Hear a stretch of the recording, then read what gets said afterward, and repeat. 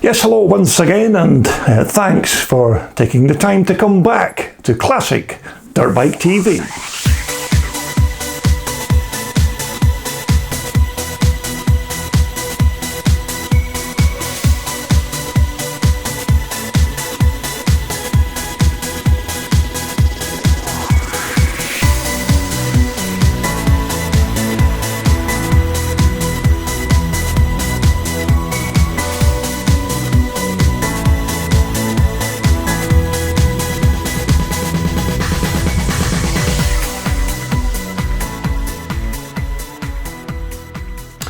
Yes, thanks for coming back to Classic Dirt Bike TV here on YouTube. And as you know, we're currently in the process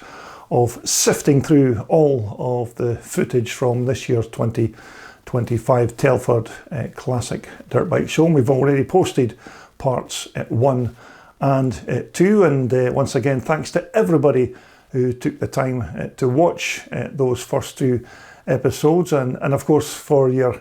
many kind comments that you've been leaving after the video, so thanks again. But we're going to press on with episode 3 now, because we've got quite a lot of footage to still post in the coming weeks and months. So let's not waste any more time and take a look at our next batch of motorcycles. Yes, welcome back to episode 3 as we take a look at yet more old off-roaders from the 2025 Telford Classic Dirt Bike Show. And to start this episode here, we're going to take a quick look at Steve Denton's SPD factory developments display. Formerly, of course, SPD were Phil Denton Engineering, but it's now being run by Steve Denton, who is Phil's son, who specialise in manufacturing parts and supplying services for all makes and models of Japanese classic twin shock and Evo motocross machines. So SPD are, as you can imagine, a vital manufacturer of making and supplying components to keep your aging Japanese motocrossers on the track. But this footage here is still from the Friday afternoon's setup time, so we've not even started on the show footage proper from the Saturday and Sunday. So we've got quite a lot of bikes still to feature. But this beautiful red Rocket Honda is just one of the display bikes to showcase some of the products that SPD can make for these bikes. But as I said, they can also supply, manufacture, or often repair the kind of original parts that you can no longer buy for these kind of bikes. And actually, most of the components that they do manufacture are usually upgraded or improved versions of the original parts. So although the original stock standard Honda Red Rocket was a bit of a revelation when it came into the UK at the end of the 1970s with its lovely fire engine red motor and its sleek motocross lines, it still never looked as good as this example here from SPD, which of course is anything but original, although Steve Denton and his SPD workshop magicians have taken what was initially a very good bike, but brought it into the 21st century by adding new and improved parts to its build. And as you can see, this featured CR Honda here was the same bike that was raced by American motocross legend Duke Dubach at Farley Castle's VMX DN event quite recently, which reminds me of the 4 bikes that Phil Denton built for the American Twin Shock racing team back in 2012 when the company built these 4 specials out of old second-hand Red Rocket parts that eventually made the 4 bikes look like factory race bikes, which I think consisted of two CR480 Hondas and two CR250s. And in this picture here, you can see all four examples ready to take to the track. And I think the riders of these bikes in 2012 were Chuck's son, Jeff Ward, Doug Dubach, and of course the legendary Ryan Rhino Hughes. And so, as you can see, about 13 years later, SPD are still working their magic over these Honda Red Rockets, and parts like these 43mm triple clamps, which I think are all made from alloy and then bronze coloured, are just quite typical of the super high quality items that SPD manufacture and supply for these bikes. But on the other hand, also sitting on the SPD display stand was this recently rebuilt Red Rocket engine, which, as you can see, is nicely decked out in this superb kind of matte black like finish rather than the traditional Honda red. But I was talking to Steve Denton on the Friday afternoon prior to the show opening, and I do remember him telling me that although the Red Rocket bikes that were sent into Europe in the late 1970s did indeed have their engines in that fiery red colour, the actual CR250 rockets that were sold inside Japan actually had their engines all painted black, as in this example here. So they do say that you learn something new every day, and that particular piece of rocket background information is definitely something that I'll have to add to the Red Rocket statistics. But on this particular black rocket engine, you can see a few of the parts that SPD make for these two-stroke motors, with that nice billet alloy exhaust flange there, and of course this two-piece clutch cover, which I think is a brilliant idea if you want to gain access to your Red Rocket's clutch, because you don't have to now remove the kickstart and the gear lever and remove the entire left casing. You just simply remove these four small bolts on the outer plate and hey presto. But not only have SPD worked on this Red Rocket 250 engine, they've also worked their magic again on this later liquid-cooled CR Honda 500 engine, and I expect that this motor here will have a few more of those exotic manufactured components both inside and outside this engine. And as I remember, I'm pretty sure that SPD also used titanium fasteners to hold everything on these engines together. But there's no question at all that this big bruiser CR500 is going to enjoy a 21st century upgrade on some of the parts that Honda originally bolted onto this engine back in the day. And it looks like this power plant's all good to go and awaiting uplift by its lucky new owner. So as you can see, SPD's parts and their services are vital to keeping these old school crossers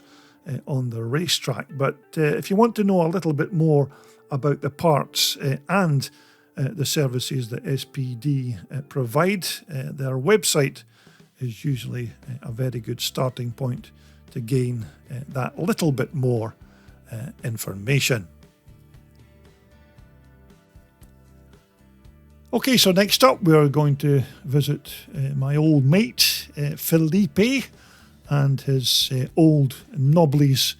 SWM display. And Felipe's another one of the regular visitors to Telford each year, and he always brings along quite a good selection of these rare SWM machines, or speedy working motors as they're more often referred to, but he's managed to tear himself away from his home in the south of France to make the trip to Telford again with more of his rare SWMs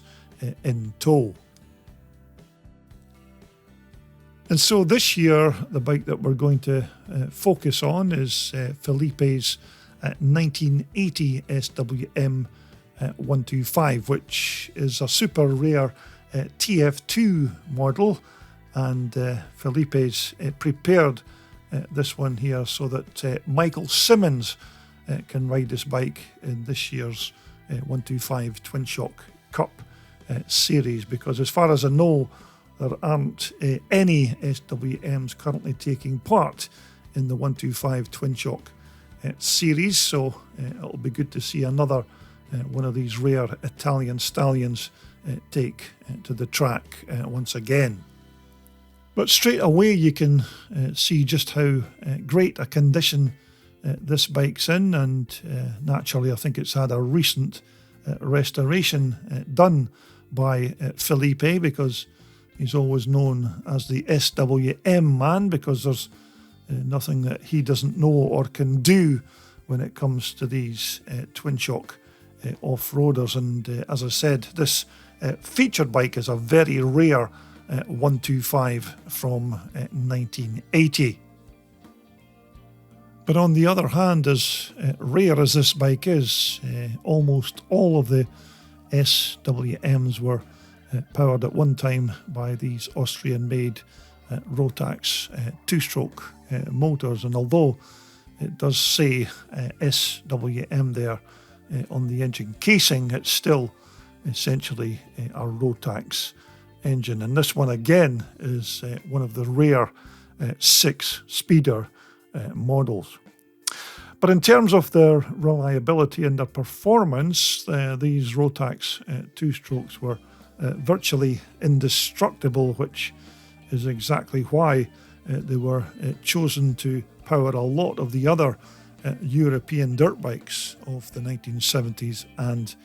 1980s. But here at the front of our TF2 SWM, it was a nice pair of 35mm Italian-made Marzocchi forks, which again, as I said, were used on quite a lot of the European off-road bikes in the late 70s and early 80s. And for stopping power, it was the old school drum and shoe brakes that supplied the braking force to bring our SWM to a stop. But our lightweight 125 SWM wasn't exactly a heavy machine, so these drum and shoe braking systems were perfectly adequate for the size and the weight of the bike. And as we move on to the back of our SWM 125, we've also got quite a decent heavy duty steel swing arm there, and to keep that back end from hopping all over the track, the original Corti-Cosso shocks from 1980 have been replaced with a pair of quite good quality YSS piggyback units, which are very popular with the riders who race these old school twin shock bikes, and as yet I've yet to meet anybody that has a bad word to say about these suspension units. So they must be reasonably good, because these twin shock boys take their bikes' rear suspension systems quite seriously. So if there were any flaws at all in these YSS piggybacks, then you'd certainly soon hear about it. And once again, we had a good firm seat on our speedy working motor with adequate padding and just the right amount of firmness to make it a comfortable ride. Now, you've maybe already noticed that not all of our 1980 SWM parts are the original items, and these side panel and front number plate plastics are new reproduction items who are made by Jean-Claude Lacroix, which are new improved designs on the original SWM panels. And according to Felipe, these parts are much more practical and even look better than the stock 1980 components. Although, having said that, more or less everything else is proper and correct on this bike. And although SWM did make a big variety of these motocrossers, this TF2125 is certainly among some of the more rarer models. So we're looking forward to seeing this Michael Simmons race bike in the Twin Shock 125 Cup later this year, because it will be great to see one of these rare SWM 125s taking on some of those Japanese Hondas, Suzukis and Yamahas that appear to be dominating that series. So again, another super rare European SWM from Felipe and his collection of Italian SWMs. But if you'd like to know a little bit more about SWM and the bikes and a contact for spares and services, then why not have a look at Felipe's website for more information on these European classics. Nevertheless, this part here of the Telford Halls is usually where the cream of the Telford Classic Dirt Bike Show machines lie, and these examples here are usually entries into the shiny bike concourse judging competition. Although the downside of this section here for me is that you can't actually get a decent look at the bikes, and to pull them out for photos is a definite no-no. So it was basically a job of sticking the camera anywhere that I could get a decent shot. But this was quite a nice bike here on the end of the pack, which is a 1976 Shenny Honda 350, which belonged to Peter Hollinshead, and this bike here was all restored by Alec Middleton, who was actually the guy responsible for rebuilding many of Rob Hughes's immaculate CCM collection. But the information that was supplied with the bike was that it was imported from Holland about 5 years ago and was then restored by Alec Middleton. Now, you may have already noticed that this is one of the rare Shenny cantilever chassis that have a pair of parallel twin shocks tucked up underneath the bike seat, although naturally I was unable to gain access to show you that particular part of the bike due to where it was located. But as I remember, there wasn't an awful lot of these cantilever Shenny frames actually made. But to power our nice cantilever Shenny, it's Honda's very successful 350cc four-stroke engine, which is a perfect choice for this kind of lightweight Shenny racer. And I must admit, in the past I've seen quite a few of Alec Middleton's restorations, and again he's made a fantastic job on this Peter Hollinshead bike, which is of course part of Peter's massive collection of old school race bikes. And although this footage here was actually shot on the Friday afternoon when it was all nice and quiet around the halls, we were still not allowed to move the bikes once they were put in place. So we just had to try and get the best shots that we could from outside the barrier. But again, another cracking restoration performed by the very talented hands of Alec Middleton. And this was another nice classic that was in the prize giving lineup. It was this rather nice looking 1980 RM 125 Suzuki, which would have been the last of the twin shock Suzukis, because I'm sure that Suzuki came out with their quite awesome RM 125 liquid cooled monoshock bike in 1981, which, as you know, was Suzuki's first ever venture into monoshock suspension and liquid cooled motocrossers of that year. But once again, this 1980 twin shocker does look all original and in fantastic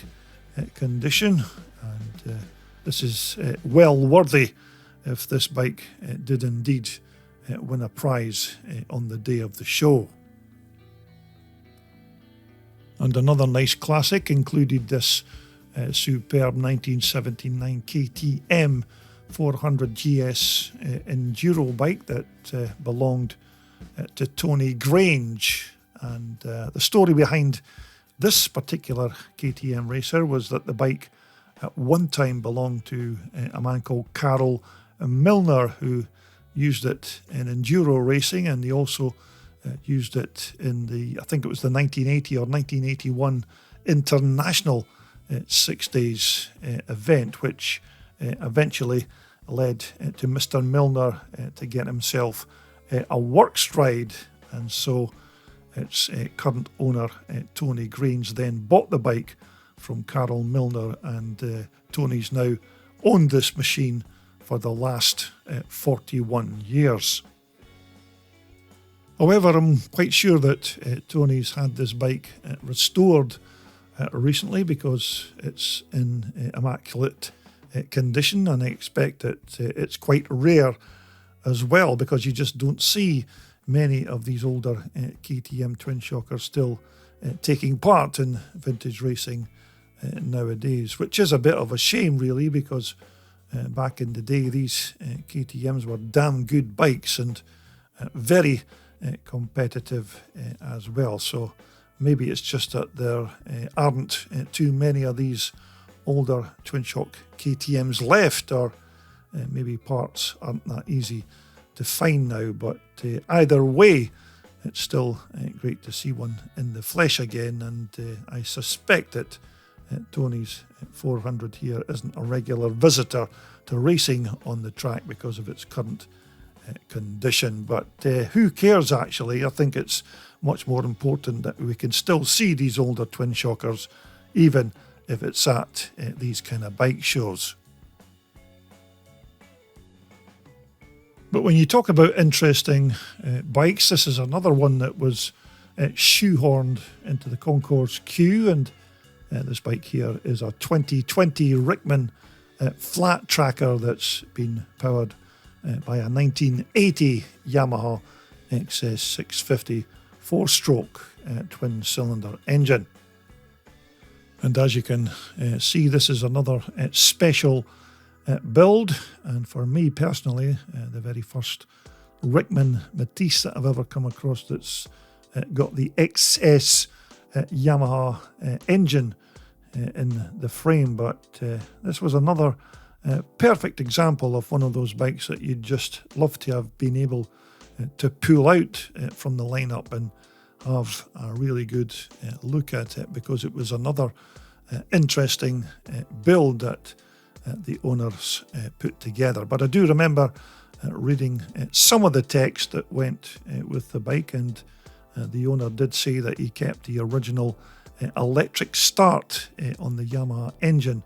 and he changed the original 1980 Yamaha twin carb setup for a single carburetor, so that he could create a bit of room for the battery and the engine's starter motor. Although, as I said, this was another interesting motorcycle, but unfortunately one that we couldn't gain access to or get some half-decent shots. But nevertheless, a good combination of using a relatively modern 2020 Rickman Matisse frame, and of course that stonking 1980 XS 650 Yamaha twin cylinder engine. Okay, so next up we've got another special build, and this time round it's this rather unique Bultisse Desert Racer, which is another one-off special built by the bike's owner as his own personal tribute to the late and great Hollywood star Steve McQueen, who I'm assuming is a bit of a hero of this bike's builder. Now, although I did have a brief conversation with the owner, and as usual, I never thought of actually recording anything that, that the guy was actually telling me on the Friday afternoon when I was taking these short clips. But the gist of that conversation was that, as I said, this was a bike that he put together himself as his own personal tribute to the bike mad Hollywood star Steve McQueen. But as you can see, the bike's primarily made up from a Matisse chassis that's been painted in this nice gold colour, and the chosen engine is either a 360 or possibly even a 380 Bultaco two-stroker, which is probably the same sort of engine that powered the old Bultaco Pursang scramblers of the early 1970s. But as you can see, the owners definitely put in a lot of work, effort and time into this project, which he's of course titled Manufactured in Barcelona, but made in the desert, all written on that side panel. And he's even got the official Steve McQueen signature there on the fuel tank that many of the official Rickman Matisse reproduction desert racers have got. And as you'd expect, this fuel tank again was all custom made with this nice little Bultaco tank bag there to fit on the top, which I thought was quite a nice touch for this bespoke machine. So you have to say a big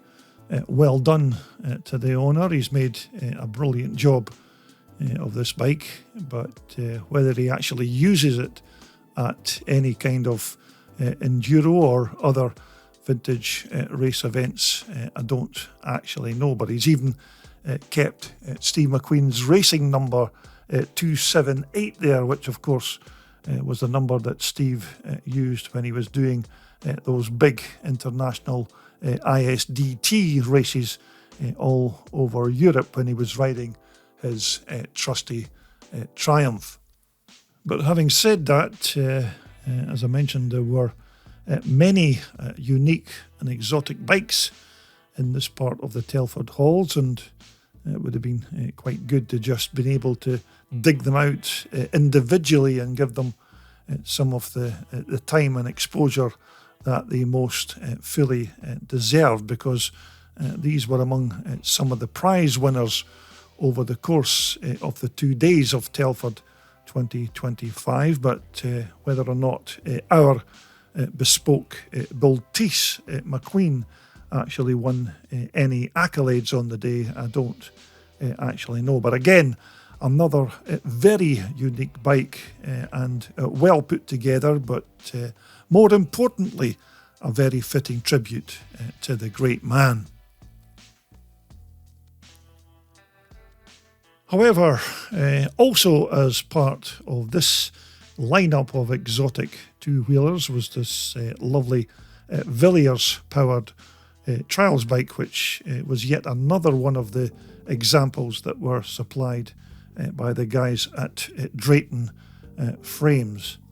Now, you may remember that we showed you quite a few nice examples from Drayton in episode 1 in this series, and it looks like This time the guys have entered this bike here into the prize-winning Concourse judging competition. And so although I don't have any information with regards the parts on this bike, it's probably fair to assume that it's another custom-made Drayton Trials chassis using that old 1960s style Villiers two-stroke motor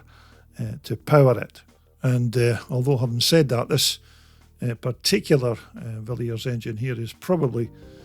got a few nice upgraded parts from its original factory components. But up here at the front end you can see some nice billet alloy triple clamps, handlebars and controls, and the forks that are fitted to the front of our Villiers are more of those custom made alloy units that are manufactured by REH, who make all manner of forks for these kind of pre-65, pre-68 and pre-74 trials and motocross bikes. Although I must say that the paint job and the overall aesthetic looks of this old trials bike is very appealing and slightly different from the old school looks that are normally associated with these old school British built trialers. But we will be revisiting this part of the Telford show in the Concourse section later in future episodes. But when you come across something that's as nice as this and as well put together as this, you just can't help but admire the parts and the overall engineering that goes into putting them all together. So there you have it, yet another nice classic from the Drayton Frames workshop.